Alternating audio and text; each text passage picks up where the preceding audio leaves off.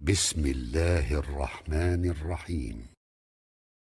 Mehbubumuz, Halıkımız, Malikimiz, hakiki dostumuz bolon, iyamiz bolon Allah Tebareke ve Taala'nın ýagşy adlarının gurrunu musulman dogullar. 33-nji ady El-Halim Celle Celaluhu. Halim diýdigi bir zat ike günähkär adamyň günäsini görmekligi onu intigama, basym intigam almaklyga wagdar etmeýe, ýymşak. Ayşıma günah etti deyip yere çektirmeye basım. Muhlet beriye. Kudreti ba, şeyiyle kader Huday Teala näme deyinniyse şu günahkar adam yere çektireyinniyse, pir pitir edeyinniyse başarıya, emme halimlik diyen sıfatı Huday Teala'nın halimlik diyen adı geliye, ona muhlet beriye. Eger Huday Teala şu insanlığın etyen işi bilen etyen muvaktını tutsattı, yerin yüzünde hiç bir yer defeleyen kalmardı demeydi ya da. Yani belli bir muhlete giyecek o ya. Emme insan entek bir gahara minen neyyem intigamı uğruna bolýa.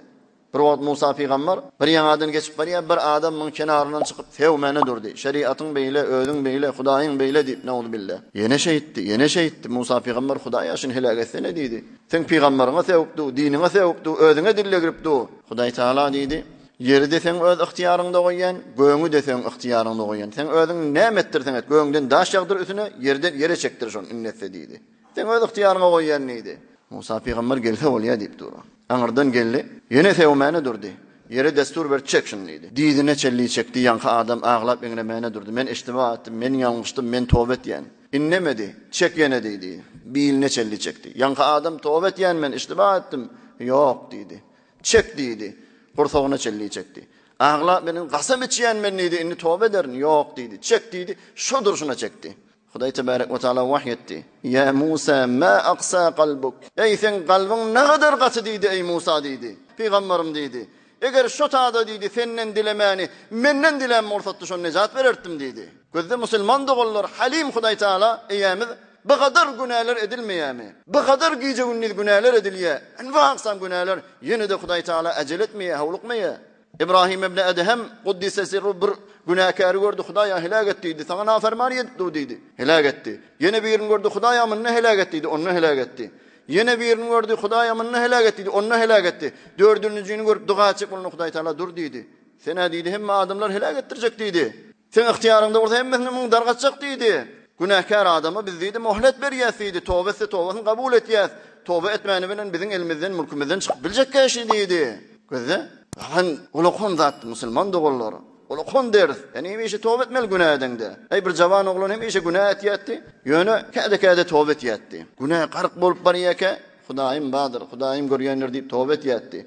Şeytan meni besves etdi. Sena diýdi Hudaýyň masgar etýän diýdi. Hemişe günah edip tövbe etýän. Meni Hudaý Taalaň rahmetinden naumid etjek bolly musulman dogullar. Gize ýaryna turdy, gözlerine ýaş akdyryp Hudaýa diýdi. Ýagşy adamlar sen saklaýan, ýagşy adamlary sen hifazet etýän öz rahmetiň bilen. Hudaýa meni öz ihtiýarymda goýsaň men helak bolaryn, biýabry bolaryn. Ey kalpleri özüne ewurýän, her ýaňa ütgedip duran Hudaý Taala, men de kalbimi öz dininde durda wer diýip de dua etdi. Hudaý Taala fereştelerine aýtdy, görýäňmi bendem diýdi. Giýje ýaryna millet ýatyha menden gorkup dua edip diýdi. Men diýdi, sizi şahit tutýan şu ölýänçe men hifazetim, men rahmetimin aşagynda şu diýdi. Halim günahlar bagşlayan Hudaý Taala, muhlet berýän Hudaý Taala näjre zindegimize getirmeli. Yani yumşak sen zindegiňde halim bol musulman dogan, yumşak bol.